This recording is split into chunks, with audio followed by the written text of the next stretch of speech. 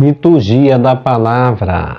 Aqui o trabalho de evangelização visando a construção de um mundo novo, onde Jesus é a luz, é o caminho, é um só caminho, é a eternidade. Ó Jesus Eucarístico, meu amado Salvador, enchei-me com vosso amor, enchei-me com vossa força, enchei-me com vossa sabedoria, enchei-me com vossa perseverança, enchei-me com vossa humildade, enchei-me com vossa coragem, enchei-me com vossa paixão. Amém. Jesus, puro, manso e humilde de coração, fazei o nosso coração semelhante ao vosso. Amém. Primeira leitura. Leitura da profecia de Ezequiel, capítulo 9, verso de 1 a 7, capítulo 10, verso 18 a 22. O Senhor gritou a meus ouvidos com voz forte: aproxima-se o castigo da cidade. Cada um tem a sua arma destruidora na mão. Então eu vi 6 homens vindo da porta superior, voltada para o norte, cada qual empunhando uma arma de destruição. Entre eles havia um homem vestido de linho, que levava um estojo de escriba na cintura. Eles foram colocar-se junto do altar de bronze. Então, a glória do Deus de Israel elevou-se de cima do querubim, sobre o qual estava em direção à soleira do templo. E chamou o homem vestido de linho, que levava um estojo de escriba à cintura.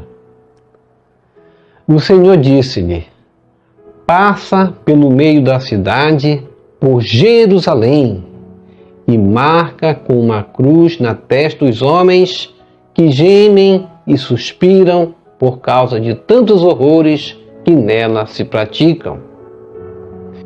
E escutei o que ele dizia aos outros: percorrei a cidade atrás dele e matai sem dó nem piedade. Matai velhos, jovens e moças, mulheres e crianças. Matai a todos, até o extermínio.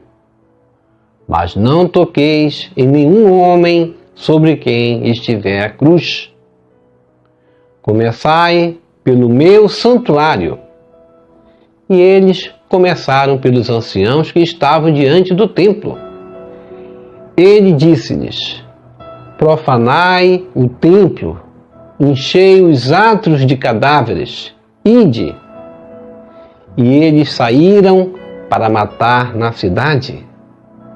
Então a glória do Senhor saiu da soleira do templo e parou sobre os querubins. Os querubins levantaram suas asas e elevaram-se da terra à minha vista, partindo juntamente com eles as rodas. Eles pararam à entrada da porta oriental do templo do Senhor, e a glória do Deus de Israel estava em cima deles. Eram estes os seres vivos que eu tinha visto debaixo do Deus de Israel, nas margens do rio Cobar, e compreendi que eram querubins. Cada um tinha 4 faces e 4 asas, e debaixo das asas uma forma de mão humana. Suas faces eram semelhantes às faces que eu tinha visto junto ao rio Cobar. Cada um seguia em sua frente. Palavra do Senhor, graças a Deus. Salmo responsorial, Salmo 112. A glória do Senhor vai além dos altos céus. Reze comigo. A glória do Senhor vai além dos altos céus. Louvai, louvai, ó servo do Senhor. Louvai, louvai o nome do Senhor. Bendito seja o nome do Senhor, agora e por toda a eternidade. Reze comigo. A glória do Senhor vai além dos altos céus. Do nascer do sol até o seu ocaso, louvado seja o nome do Senhor. O Senhor está acima das nações. Sua glória vai além dos altos céus. Reze comigo. A glória do Senhor vai além dos altos céus. Quem pode comparar-se ao nosso Deus, ao Senhor que no alto céu tem o seu trono e se inclina para olhar o céu e a terra? Reze comigo. A glória do Senhor vai além dos altos céus.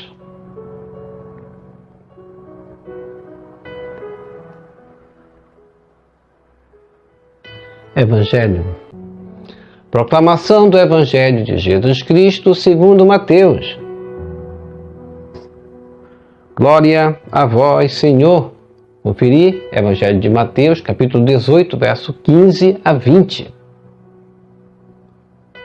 Naquele tempo, disse Jesus aos seus discípulos: Se o teu irmão pecar contra ti, vai corrigi-lo, mas em particular sós contigo. Se ele te ouvir, tu ganhaste o teu irmão. Se ele não te ouvir, toma contigo mais uma ou duas pessoas, para que toda a questão seja decidida sobre a palavra de 2 ou 3 testemunhas. Se ele não vos der ouvido, dize-o à igreja. Se nem mesmo a igreja lhe ouvir, seja tratado como se fosse um pagão ou um pecador público. Em verdade vos digo, tudo que ligardes na terra será ligado no céu, e tudo que desligardes na terra será desligado no céu. De novo eu vos digo, se 2 de vós estiverem de acordo na terra sobre qualquer coisa que quiserem pedir, isto vos será concedido por meu Pai que está nos céus. Pois onde 2 ou 3 estiverem reunidos em meu nome, eu estou ali no meio deles. Palavra da salvação, glória a vós, Senhor. Que as palavras do Santo Evangelho nos purifiquem e nos perdoe de todos os nossos pecados. Reflexão. Estamos diante de mais uma semana e nós vamos entendendo o Evangelho a partir daquilo que nós chamamos de infortúnios. Os infortúnios deste mundo que recaem sobre aqueles que provocam a ira de Deus. Isso nós vamos ver na primeira leitura. As ameaças proféticas são advertências para nos convertermos e evitarmos ofender a Deus, preservando os vínculos com o próprio Deus e os vínculos comunitários com nossos irmãos também. Nós temos que caminhar nessa vida de bem com Deus, de bem com a comunidade. É necessário estarmos diante de Deus como aquele que oferece oferendas a Deus num sacrifício único e não num sacrifício dividido. Se nós estivermos diante de um sacrifício que vamos oferecer para Deus e lembrarmos que tiver alguém que precisamos nos reconciliar, essa foi a orientação de Jesus. É necessário primeiro que nos reconciliemos para depois oferecermos o sacrifício para Deus. Essa é a condição da própria oração do Pai Nosso que nós rezamos, quando nós vamos dizer: perdoai as nossas ofensas, assim como nós perdoamos aos que nos têm ofendido. Ou seja, quando nós nos dirigimos a Deus, já vamos com o coração limpo, com o coração cheio de amor, de misericórdia também por aqueles que erraram e que precisam do nosso perdão. E a comunidade e a nossa própria caminhada precisa dessa união com a comunidade, precisa dessa união com o outro, para estarmos diante do próprio Cristo, quando ele vai dizer no capítulo 18, verso 20, pois onde 2 ou 3 estiverem reunidos em meu nome, eu estou ali no meio deles. E essa união é o vínculo que precisamos para obtermos aquilo que precisamos por meio de nossas orações. Imagina uma comunidade ou uma família dividida, cheia de intrigas, divisões, contendas. Como vai alcançar que Deus ouça as suas preces? Como pode uma comunidade dividida, uma família dividida, um coração próprio dividido também, o mundo, alcançar em suas preces que as graças de Deus sejam alcançadas em si? Cristo nos dá uma condição, primeiramente, é a união entre os irmãos, união de vínculo, união espiritual. E nós precisamos nos fortificar por essa união entre nós.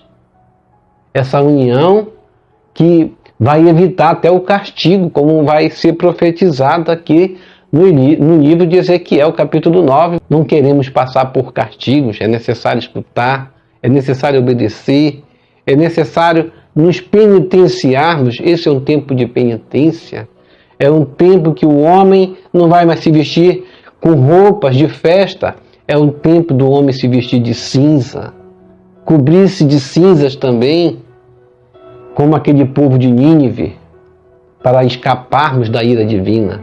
É um tempo de escutar a voz de Deus, de caminhar percorrendo o caminho que Deus nos ensinou, o caminho estreito que Deus nos propõe em cada leitura dessas que nós vamos lendo. O amor a Deus e ao próximo, que aliás é no que se resume esses 10 mandamentos. Devemos caminhar, devemos percorrer em direção ao outro, na união. Muitas vezes a gente se pergunta por que a minha oração não é escutada, por que Deus não ouve a minha oração. Nós precisamos revisar a nossa vida interior principalmente, a começar da nossa vida interior, e sermos fiéis a esse Deus, e que a vontade dele se realize na nossa vida de forma que eu me comprazo da sua vontade. É assim que os profetas, e eram assim que os verdadeiros seguidores de Cristo fizeram. Fizeram com que a sua vontade se abrasasse em si, não aquela vontade que Deus nos impõe. Deus não nos impõe nada, Ele nos dá o livre-arbítrio e espera essa boa vontade nossa, a boa vontade do homem que quer caminhar nos caminhos de Deus. Como em Mateus 18, versículo 15 até o versículo 20, ele vai nos colocar as normas de que nós vamos, como comunidade, colocar em prática. Como ele vai dizer, se o teu irmão pecar contra ti, vai corrigi-lo, mas em particular, a sós contigo. Imagina numa comunidade, quando um irmão peca, quando o irmão falha, eu vou cochichar com o outro, e o outro não vai nem saber do que você está falando dele. Isso aí é uma comunidade hostilizante, é uma comunidade que se faz pecar mais ainda do que aquele que pecou, porque ela incute sobre o erro o outro erro, que é de fazer com que o outro não saiba do que você está falando dele. É fofocar, é uma intriga que vai causando divisão, que vai causando desconfiança na comunidade, na família. É necessário que ir direto a essa pessoa, como Jesus Cristo nos propõe. Vai em particular com ele, para que ele venha te escutar e assim vai corrigir esse teu irmão e não vai fofocar. A fofoca hoje é o que destrói a vida da comunidade, é o que destrói o próprio coração. O coração que se entrelaça nesse caminho de cochichos e fofoca é um coração que não vai se aproximar de Deus, porque não é um coração verdadeiro. Nós precisamos escutar essa voz da verdade que Cristo nos coloca hoje. Decidir, testemunhar, é isso que Deus quer, que sejamos testemunhas dele, para que a gente possa construir e constituir até uma família e constituir uma comunidade onde a voz de Deus se faça ser ouvida. Porque aquele que não escuta nem mesmo escuta a comunidade, ele vai ser considerado um anátema, um pagão, como diz a palavra. É necessário que se dirija a ele, dizer: você errou, é necessário você corrigir esse erro. Muitas vezes um erro de pai de família, um erro na comunidade, de alguém, de um líder, de um sacerdote, de um ministro, é necessário ir lá com ele e dizer: você errou, é necessário corrigir esse erro, para que a comunidade caminhe. E nós, assim, confessando, porque ninguém é perfeito, não é verdade? Todos nós erramos, nós confessamos para que a comunidade permaneça unida. O homem que não confessa é o homem que se afasta de Deus, se afasta de si mesmo e se afasta da comunidade, da família, por uma questão egoísta, como Adão e Eva. Porque Adão e Eva, o pecado deles não foi ter caído no erro, Deus compreendeu o erro deles, foi não ter confessado, não se reconhecer pequeno, não se reconhecer pecador.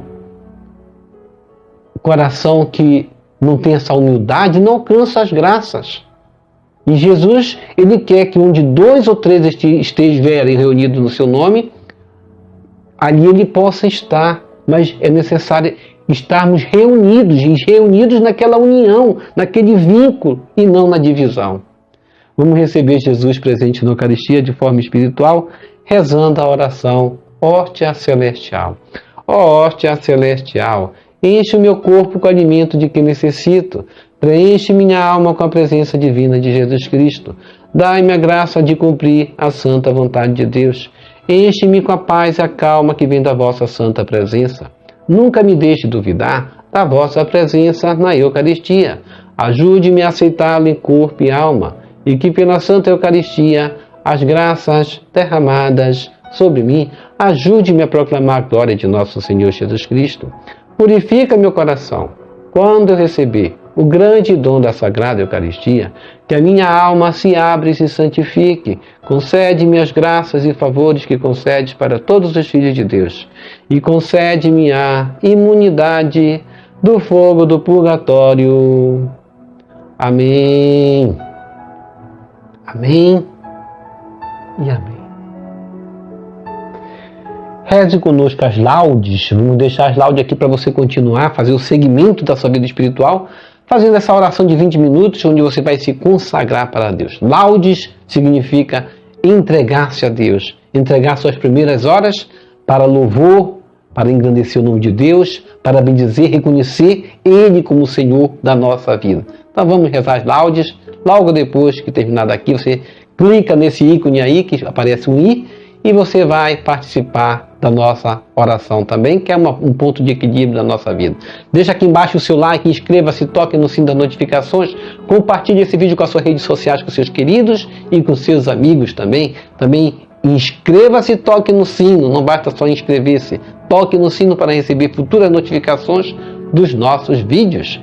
E deixe seus comentários para nós rezar por você, pela sua santificação e pela sua conversão também. E que o Senhor nos abençoe a todos. Shalom, a paz de Cristo, salve Maria Santíssima.